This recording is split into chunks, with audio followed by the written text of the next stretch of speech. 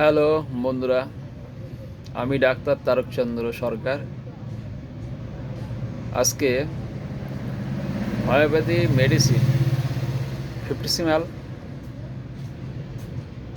আর সেন্টিসিমাল potency নিয়ে আলোচনা করব।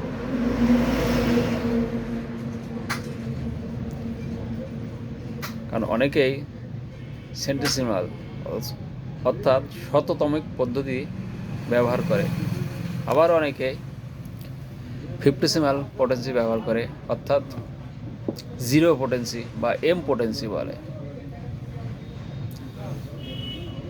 জিরো পোটেন্সি 0.1 থেকে 0.60-65 পর্যন্ত পাওয়া যায়। আর শততমিক বা সেন্টিসিমাল পোটেন্সি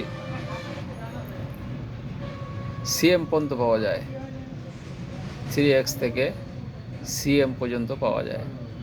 তবে ব্যবহারিক ক্ষেত্রে ফিফটিসিমাল পোটেন্সি খুব গুরুত্বপূর্ণ। তার কারণ হচ্ছে হ্যানিম্যানের শেষ জীবনের আবিষ্কার। উনি দেখেছেন যে সেন্টিসিমাল পোটেন্সি থেকে ফিফটিসিমাল পোটেন্সি অর্থাৎ জিরো পোটেন্সি ব্যবহার করা খুব সহজ আর অ্যাগ্রাভেশন হয় না। এটাই হচ্ছে মূল কথা। তার কারণ হচ্ছে সেন্টিসিমাল যে পোটেন্সি সেটা হচ্ছে লাফিং পাওয়ার, অর্থাৎ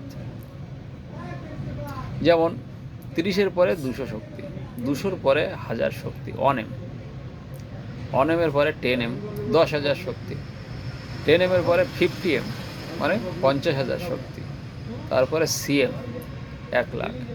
তাহলে এই যে বিশাল ফারাক বা ডিফারেন্স অনেকটা লং, 1000-এর পরে 10,000, তাহলে 10 গুণ বেশি।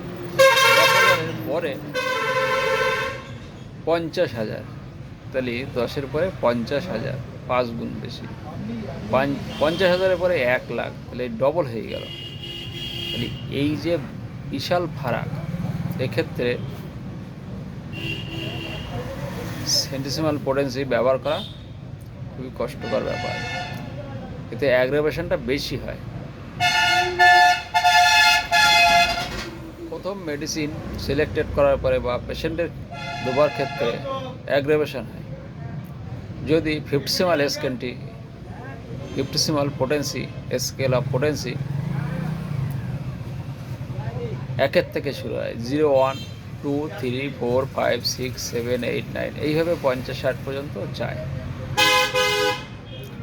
সেক্ষেত্রে একটা যদি 5তলা বিল্ডিংয়ের উপর উঠতে হয়, সেক্ষেত্রে দেখা যায় যে একটার পর একটা সিঁড়ি ধাপ পেরিয়ে তবেই 5তলায় 10তলায় উঠতে হয়। সেক্ষেত্রে ফিফটিসিমাল পোটেন্সি অর্থাৎ জিরো পোটেন্সিও ঠিক একই সিস্টেম, একের পর এক ধাপ উঠে তবেই 5তলায় উঠতে হয়। কিন্তু সেন্টিসিমাল পোটেন্সি লাফ দিয়ে দিয়ে তারপরে উঠতে হয়, সেক্ষেত্রে অ্যাগ্রাভেশনটা বেশি হয়। এইবার কথা হলো যে আমার কাছে সেন্টিসিমাল পোটেন্সি আছে, ফিফটিসিমাল পোটেন্সি নেই, বা আমি কিছু তুলেছি, বা ফিফটিসিমাল আছে, সেন্টিসিমাল সব পোটেন্সি নেই। সেক্ষেত্রে আমরা এটা দ্বন্দ্বে পড়ি যে কি করব। আমার দেখা যাচ্ছে 10M আমি দিলাম বা 1M দিলাম, সেক্ষেত্রে আমার আর পোটেন্সি নেই, আমার 0 আছে, 0.50 পর্যন্ত আছে বা 30 পর্যন্ত আছে। সেক্ষেত্রে আমি কি করব? এটাই হচ্ছে আমার মূল কথা, যে আমি একটা পোটেন্সি থেকে সেন্টিসিমাল থেকে ফিফটিসিমালে কীভাবে যাব। আমার ফিফটিসিমাল আছে, সেন্টিসিমাল আর নেই, তাহলে আমি কি ফিফটিসিমাল থেকে সেন্টিসিমালে যেতে পারবো না, বা সেন্টিসিমাল থেকে ফিফটিসিমালে আসতে পারবো না? এইটাই হচ্ছে মূল কথা। তাহলে এইটা কিভাবে যাব, এইটাই হচ্ছে আমার মূল কথা, যে আমরা কিভাবে একটা পোটেন্সি থেকে আর একটা পোটেন্সিতে যাব, মানে রাস্তার এপার থেকে ওপারে আমি কিভাবে যাব। তাহলে আমার দেখতে হবে যে রাস্তাটা ফাঁকা আছে কিনা, গাড়ি ঘোড়ার দেখে তবে তো পার হতে হয়। তেমনি যদি আমার পোটেন্সি সম্পর্কে ধারণা থাকে যে আমি একটা পোটেন্সি থেকে আর একটা পোটেন্সি যাব, তার কারণ এটা অনেকেই ঠিক বুঝতে পারে না।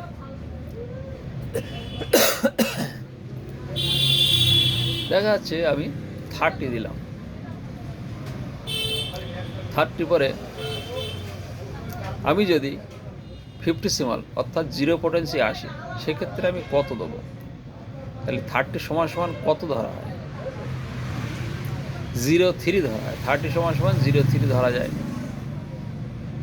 200 সমান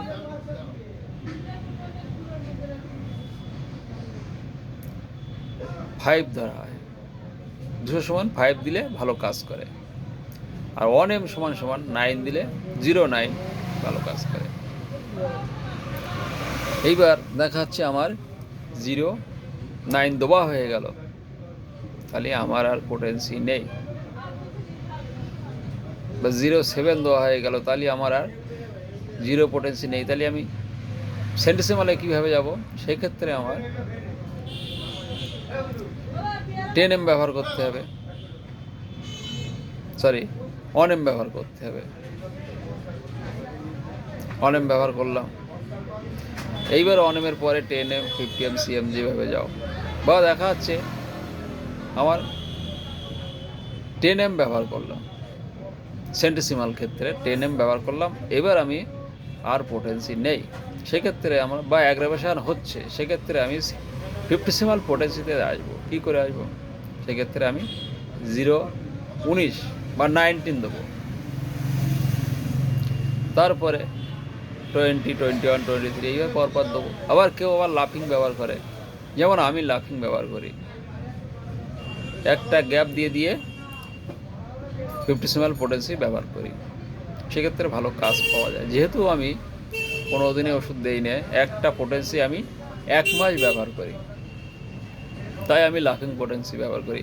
0.1, তারপরে 2 ব্যবহার করি না, 3 ব্যবহার করি, 4 ব্যবহার করি না, 5 ব্যবহার করি, 5 ব্যবহার করি, তারপর 6 করি না, 7 ব্যবহার করি। এবার পরপর গ্যাপ দিয়ে 1 মাসের ওষুধ দেই, তাতে ভালো কাজ পেয়েছি আমি। অ্যাগ্রাভেশনটা কম হয়। এবার 2-1টা পেশেন্টের ক্ষেত্রে দেখা যাচ্ছে 3 সপ্তাহ পরে কাজটা একটু কম করে। এই হচ্ছে সমস্যা, তাছাড়া কিছুই না, অ্যাগ্রাভেশন হয় না। তাহলে এইবার 30 পরে 30 সমান সমান আমি 3 ধরতে পারি, আর 200 সমান সমান আমি 5 ধরতে পারি, আর 10m সমান সমান আমি 9 ধরতে পারি, 0.9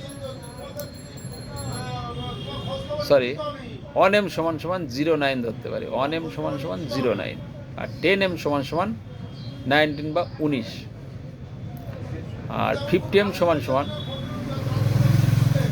আমি 30 বা 29 ধরতে পারি। এবার cm সমান সমান 50 আমি ধরতে পারি, 0.50, 50।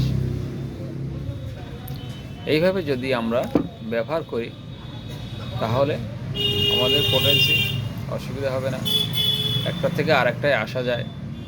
এটা আমার এক বন্ধু জিজ্ঞাসা করছিলেন যে আমি এইটা থেকে এটা কীভাবে যাব। তাই আমার চিন্তা হলো যে অনেক ডাক্তারের, জুনিয়র ডাক্তার বিশেষ করে, তাদের অনেক সমস্যা হয়। কারণ আমার দীর্ঘ 26 বছরের অভিজ্ঞতায় আমি এগুলো দেখেছি। আমি এই লাইনে 26 বছর আছি। 99 সাল থেকে শুরু করেছিলাম, আর আজ হচ্ছে 25 সাল শেষ, 26 সাল শুরু হলো। ঠিক এই সময় আমি প্র্যাকটিস শুরু করেছিলাম। তাই আরেকবার বলছি যে আমি সেন্টিসিমাল থেকে 50 সিমালে কীভাবে যাব। 3 সমান সমান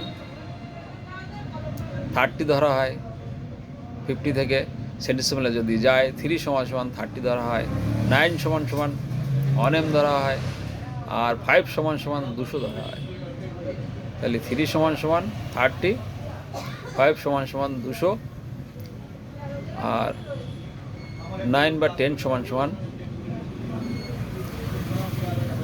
1m, আর 19 বা 20, 19 বা 20 সমান সমান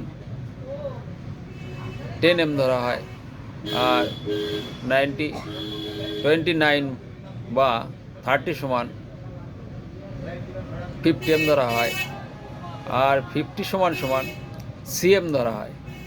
সেক্ষেত্রে ওষুধ ব্যবহার করলে ভালো কাজ করে। আমি আমার প্র্যাকটিস জীবনে আমি এটা দেখেছি। থ্যাংক ইউ, ধন্যবাদ সবাইকে। এই পর্যন্ত রাখলাম। ভিডিওটা যদি ভালো লাগে সবাই সাবস্ক্রাইব করবেন, পারলে বেল আইকনটা বাজাবেন। থ্যাংক ইউ, ধন্যবাদ সবাইকে।